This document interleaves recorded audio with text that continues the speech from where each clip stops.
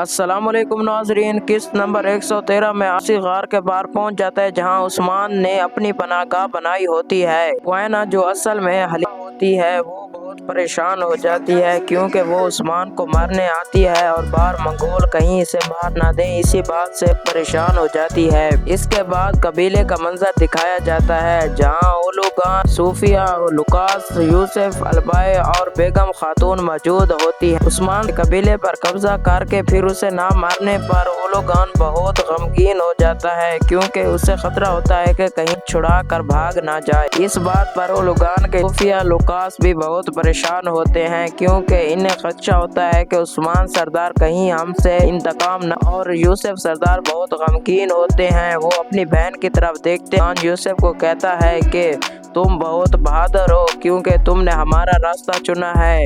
اس کے بعد پھر اسی غار دکھایا جاتا ہے جہاں عثمان کے بار منگول کھڑے ہوتے ہیں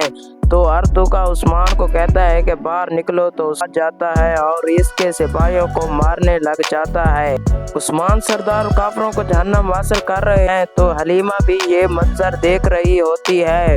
حلیمہ بھی کافروں کو مارنے لگ جاتا ہے اور عثمان سردار بھی کافروں کو مار رہے ہوتے ہیں کہ اچانک یہ بالا خانہ اور علاؤالدین وہاں پہنچ جاتے ہیں اور ارطغرل یہ دیکھ کر بہت پریشان ہو جاتا تو وہاں میدان میں کافروں کو جہنم واصل ہوتے ہیں تو جرگتائی اور ارطغرل کا سامنا ہوتا ہے تو جرگتائی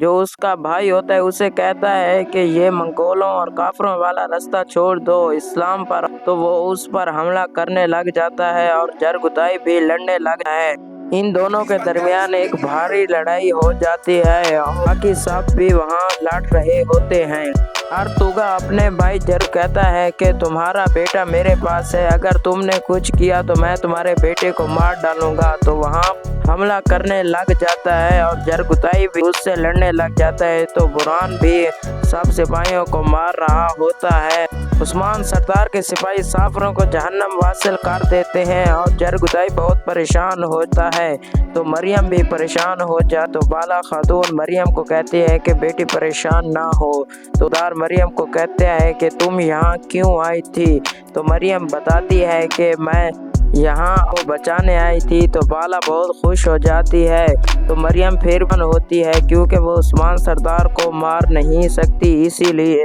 تو پھر عثمان اور اس کے سپاہی وہاں سے چلے جاتے ہیں تو قبیلے کا منظر دکھایا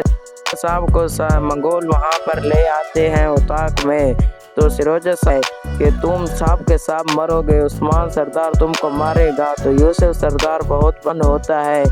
یوسف سردار بہت پریشان ہو جاتا ہے کیونکہ وہ نہیں چاہتا کہ اولوگان سروجہ صاحب کو مارے، لیکن اولوگان یوسف سردار کی غداری چیک کرنے کے لیے یوسف سردار کو دیتا ہے اور کہتا ہے کہ تم یہ اس کے پیٹ میں مار دو تو یوسف سردار بہت پریشان ہو جاتا ہے کیونکہ وہ نہیں مارنا چاہتا، لیکن اولوگان اسے کہتا ہے تم مارو گے تو اس منظر کو دیکھ کر لوکاس بہت خوش ہو جاتا ہے۔